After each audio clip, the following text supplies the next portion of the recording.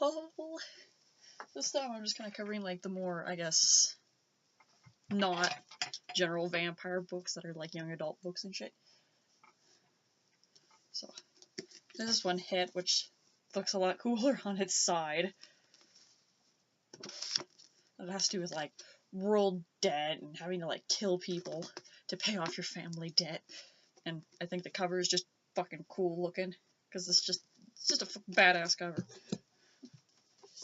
Then we have this one, Being, which, well, the exam basically, and he's a robot on the inside, according to the back, which sounds interesting, but the cover is doesn't look very interesting, the cover, but hey. Then we have Feed, which is sort of, well, it's a brain chip thing from the sounds of it, I guess. That's what you'd expect with something like that. National Book Award.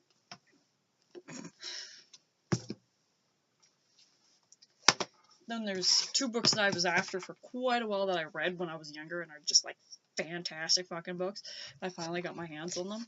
And that's Chasing Yesterday, which I managed to find at a used store. Great book, highly recommended. And The Boy Who Couldn't Die, which I had to actually like specially order in. And it's a very fucking tiny ass skinny book, but God is it good. And it's like borderline horror, but not really horror, but almost horror. And then we have this one, Boot Camp.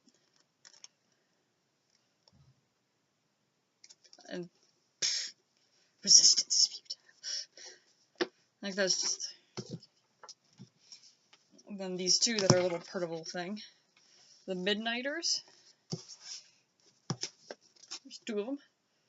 And they're by Scott Westfield, from the author of Uglies, which is a fantastic series if you've never read the Uglies, so I highly recommend it.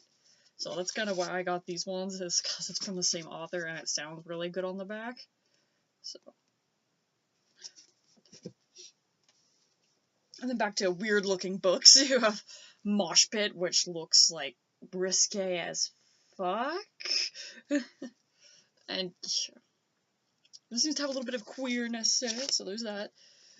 And yeah, I'll admit, like, this looks like the kind of book that you would get mad at your kid for having, because it's like, ooh, is that sex?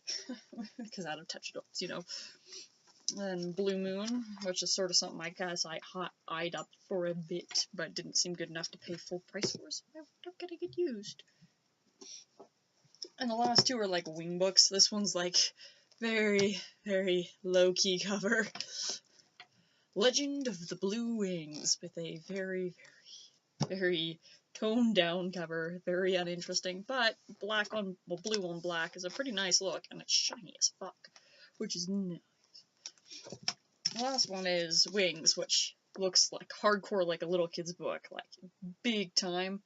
And I'm pretty sure it might actually be a little kid's book, but it's about growing wings, and I'm a sucker for that kind of book, because Growing Wings is like one of my all-time favorite books, and it's literally about a kid growing wings, and this sounds to be the same thing. Except for this one is growing fairy wings instead of big feathery wings.